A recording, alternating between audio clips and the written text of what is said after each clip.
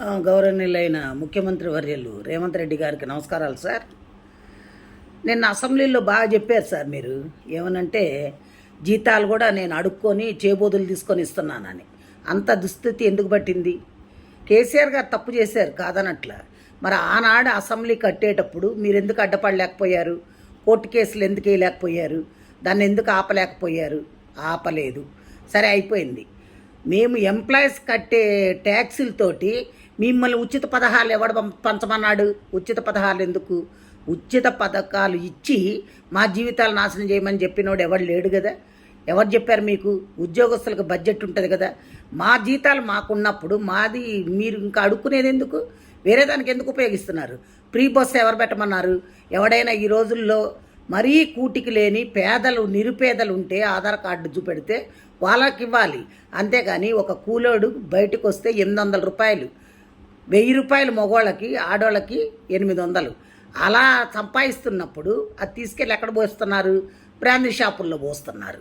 అదే నువ్వు ఈ ఉచితాలు పెట్టకుండా ఉద్యోగాలు వచ్చే పొజిషన్లో చేసుండి ఇండస్ట్రీస్ తీసుకొచ్చుంటే కంపెనీల్లో ఉద్యోగాలు వచ్చాయి చేసేవాళ్ళు.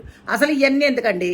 150 మంది మీరు ఎమ్మెల్యేలు ఎమ్మెల్సీలు అందరూ ఉన్నారు కదా, మీ జీతాలు బంద్ చేసేయండి. మీకు జీతాలు ఎందుకు? 10 కార్లు ఎందుకు? మీ సొంత పైసలు పెట్టుకొని వాడుకోండి. కోట్లు పెట్టందే మీరు ఎమ్మెల్యేలు కావట్లా.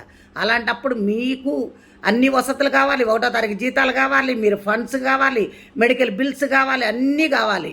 ప్లెయిన్లో ఊరికనే తిరగాలి, ఇవన్నీ కావాలి. ఇవన్నీ ఎక్కడి నుంచి వచ్చినాయండి? ప్రజల సొమ్మండి, మేం కట్టే ట్యాక్సులండి. మా ట్యాక్సుల పైసలు మిమ్మల్ని ఉచితాలుగా వాడుకోమని చెప్పినోడు ఎవడు? ఏ రాజ్యాంగంలో రాసిందో చెప్పండి. మీరు ఇవన్నీ కానీ చేస్తే ఇప్పుడు మేము రిటైర్డ్ అయిన వాళ్ళకి కనీసం పైసలు కూడా ఇచ్చే స్థితిలో లేరు మీరు. అంటే అప్పులు చేశాడు కేసీఆర్. అప్పులు చేసిపోయిన ముఖ్యమంత్రి ఒక ఆయన ఆస్తులు నీకు దమ్ముంటే ఆయన ఆస్తుల్ని ఎలమేయండి.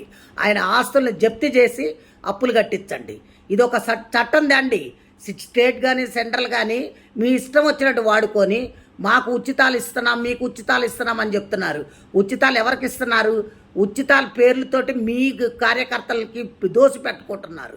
అంతేగాని మీరు ఎవరికి ఏం చెయ్యట్లే, న్యాయం జరగట్లే అక్కడ. కాబట్టి దయచేసి మీరు ఇంకోసారి ఈ పిచ్చి సలహాలు ఇవ్వకుండా ఇప్పుడు ఎవరికైతే క్లాస్ 4th ఎంప్లాయీస్ కూడా జీపీఎఫ్ఐ పెట్టుకుంటే బిల్లులు ఇచ్చే స్థితిలో లేకుండా అయిపోయారంటే ఏమనుకుంటున్నారు? ముందు అర్జెంటుగా మా బిల్లులు మాకు పాస్ చేయండి. రిటైర్డ్ అయిన వాళ్ళకి మర్యాదపూర్వకంగా డబ్బులు ఇచ్చి పంపించండి. అది పద్ధతి. అందరు తిరగబడితే మటుకు ఊరుకునేది లేదు సార్. ఇది మంచిగా ఉండదు కూడా నేను చెప్తున్నా. Thank you.